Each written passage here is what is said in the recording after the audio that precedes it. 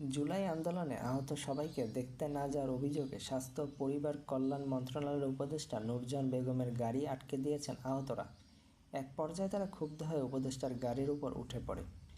বুধবার দুপুরে জাতীয় অর্থোপেডিক হসপিটাল ও পুনর্বাসন প্রতিষ্ঠানের জরুরি বিভাগের সামনে এই ঘটনা ঘটে।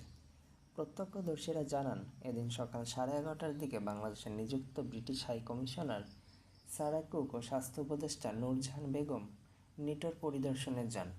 তারা চতুর্থ তলার পুরুষ ওয়ার্ডে ঘুরে দেখেন এবং চলে যেতে চান, কিন্তু 3 তলার ওয়ার্ডে থাকা আহতদের দেখতে না যায় তারা ক্ষোভ প্রকাশ করেন। তারা নিচে এসে স্বাস্থ্য মন্ত্রণালয়ের একটি গাড়ি আটকে দেন। এক পর্যায়ে আন্দোলনে আহতদের একজন গাড়ির সামনে বসে পড়েন, আরেকজন উঠে পড়েন গাড়ির উপরে। কিছু সময় তারা গাড়িতে কিল ঘুষি মেরেও বিক্ষোভ দেখাতে থাকেন, নেমে আসতে বলেন গাড়ির চালকসহ অন্যদের। পরে নিরুপায় হয়ে স্বাস্থ্য উপদেষ্টা ব্রিটিশ রাষ্ট্রদূত অন্য একটি গাড়িতে করে সেখান থেকে বেরিয়ে যান। পরে তারা স্বাস্থ্য মন্ত্রণালয়ের ওই গাড়ি ও প্রোটোকল থাকা পুলিশের একটি গাড়ি আটকে দেয় এবং রাস্তায় অবস্থান নেয়। জানা যায়, ঘটনাটি নিটোরের সামনে ঘটলে অধিকাংশ বিক্ষোভকারী ছিলেন চক্ষু বিজ্ঞান ইনস্টিটিউশনে চিকিৎসাধীন আহতরা। আহত শিক্ষার্থী মোহাম্মদ হাসান গণমাধ্যমকে বলেন, আমাদের একটা ওয়ার্ডে 48 জন মানুষ আছে, কিন্তু তারা তাদের পছন্দের বিদেশি 5 জন সাংবাদিক নিয়ে এসেছেন এবং আমাদের দেশীয় কোনো সাংবাদিককে ঢুকতে দেওয়া হয়নি।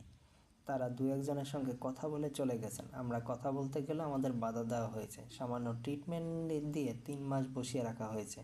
আমার পায়ে 9টি অপারেশন করা হয়েছে, তারপরও এখন পর্যন্ত সুস্থ হতে পারিনি। আমরা চাই তারা সবাই আমাদের সঙ্গে কথা বলুক, আমাদের জন্য ঘোষণা করা সেই 1 লাখ টাকা এবং ভালো মানের চিকিৎসা দিক। এক চিকিৎসক জানান, আহতদের প্রত্যাশা ছিল স্বাস্থ্য উপদেষ্টা যেন সবার খোঁজ খবর নেন, সমস্যা শুনে সমাধানের কার্যকর উদ্যোগ নেন। কিন্তু মনের কথাগুলো শোনাতে না পেরে আহতরা ক্ষুব্ধ হয়ে যান। এ সময় কেউ কেউ চিকিৎসার মান নিয়ে অভিযোগ করেছেন।